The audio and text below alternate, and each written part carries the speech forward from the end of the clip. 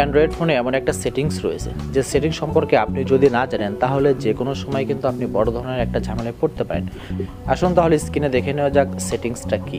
তার জন্য প্রথমে আমরা আমাদের ফোনটা থেকে চলে যাব আমাদের ফোনে যে ক্রোম ব্রাউজার রয়েছে, ক্রোম ব্রাউজারে ক্লিক করলাম। ক্রোম ব্রাউজারে প্রবেশ করলে আমাদের সামনে এরকম একটা পেজ চলে আসবে এবং এখানে আমরা উপরে দেখতে পারবো 3 ডট একটা মেনু রয়েছে, আমরা এটার উপরে ক্লিক করব। তাহলে আমাদের সামনে এরকম একটা অপশন আসবে এবং আমরা নিচে কিন্তু দেখতে পারবো সেটিংস নামে একটা অপশন রয়েছে, আমরা সেটিংসের উপর ক্লিক করে দেবো।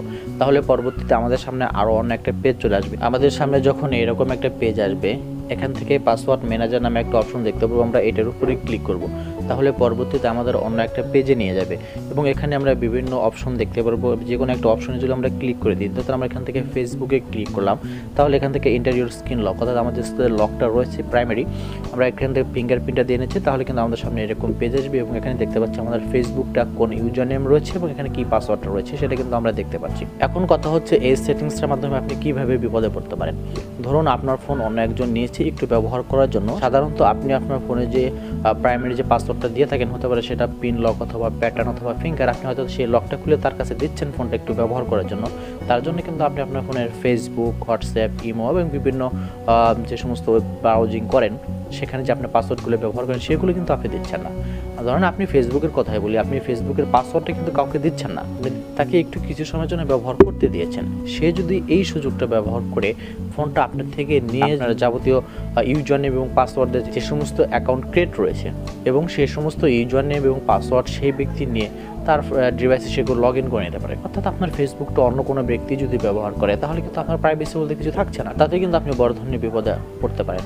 এখন এখান থেকে বাঁচতে হলে আপনাকে যে কাজটা করতে হবে, পাসওয়ার্ড ম্যানেজারের ভিতরে প্রবেশ করার পর প্রথমে কিন্তু আমরা একটা অপশন দেখতে পারবো পাসওয়ার্ড ম্যানেজার যে সেটিংসটা রয়েছে, আমরা যদি এইটার উপরে ক্লিক করে দিই তাহলে এখান থেকে 3টা অপশন পেয়ে যাচ্ছি এবং এই অপশনগুলো এখান থেকে জাস্ট আমরা অফ করে রাখবো। তাহলে কিন্তু এই সমস্যাটা আর হবে না। চাইলে এটা আপনি অনও করে রাখতে পারেন। ধরুন আপনি ক্রোম ব্রাউজারের মাধ্যমে কোনো একটা সাইটে ব্রাউজ করছেন, সেখানে আপনাকে পাসওয়ার্ড দিতে হচ্ছে, ইউজার নেম দিতে হচ্ছে।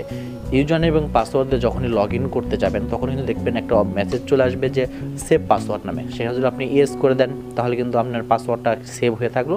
যে কোনো সময় আপনি এখানে সেই পাসওয়ার্ডটা দেখতে পারেন এবং অন্য কেউ কিন্তু দেখতে পারে। এবং সেখান থেকে যদি আপনি সেটা ইয়েস না করে নো করে দেন তাহলে কিন্তু পাসওয়ার্ডটা সেভ থাকছে না। যদিও সেটিংসটা বিপজ্জনক, তবে আপনি বলতে পারেন ফোন কোম্পানিগুলো এগুলো কেন দেয়। ধরুন ফোনটা তো বারবার আপনিই ব্যবহার করেন, তো আপনার ফোনটা থেকে যখন যে কোনো ব্রাউজার দিয়ে আপনি বারবার কোনো সাইটে প্রবেশ করবেন, বারবার নতুন করে পাসওয়ার্ড দিয়ে, এটা একটা বিরক্তিকর। সো আপনি যদি একবার সেভ করে রাখেন তাহলে বারবার কিন্তু আপনাকে আর পাসওয়ার্ড দিতে হচ্ছে না, সরাসরি আপনাকে যে কোনো সাইটে প্রবেশ করাচ্ছে। এটা একটু সুবিধার দিক, কিন্তু এর মাধ্যমে আপনি যে কোনো সময় বিপদে পড়তে পারেন। এ থেকে অবশ্যই সাবধান থাকবেন। ধন্যবাদ।